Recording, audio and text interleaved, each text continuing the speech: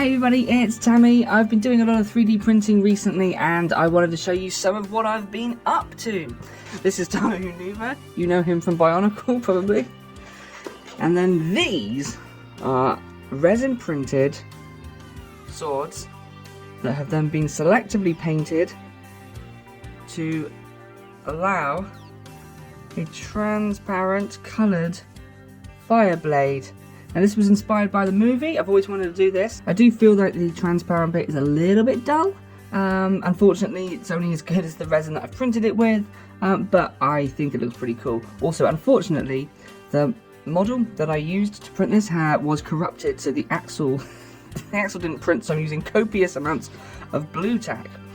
Also, because I printed these kind of at an angle, so the printing bed was like here, and these were printed like that, which means that this side is not so pretty. The support structures were attached here, so I think what I might do is if I print these off again, I will A, make sure that the axles work, and B, do it from sort of this angle, so that the connections are just on this very thin ridge here, which I can then sort of sand off a little bit better. But on the plus side, I did do these facing different ways, so I'll try and pop those on there.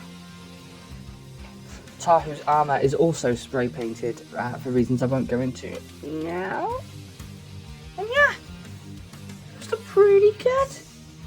Those look pretty snazzy. But wait, there's more.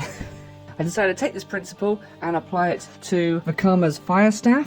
The movie's kind of established that this bit here, this kind of ball area, is the actual tool itself, and this bit at the top is more of an effect. Because I've had to spray paint the entire body of the piece, I can't really put it in the hand of anything without stripping all the paint off.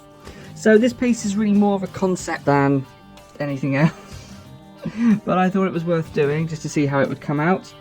And then, last of all, here's Tahu Mata, sort of, slightly modified.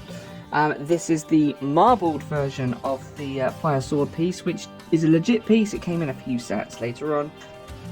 And this is a transparent version that I printed. And this one I did learn my lesson on. I printed it more at this kind of angle.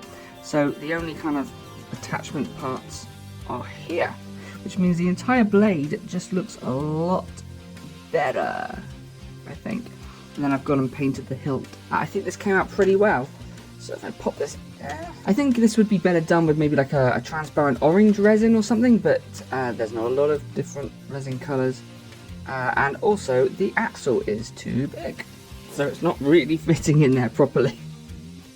But I like the idea at least.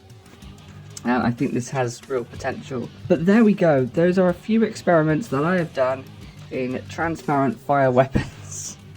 What do you think? Are there any other weapons or colours you think would benefit from this treatment? I've got more 3D printing stuff on the way. Take care and see you soon. Bye!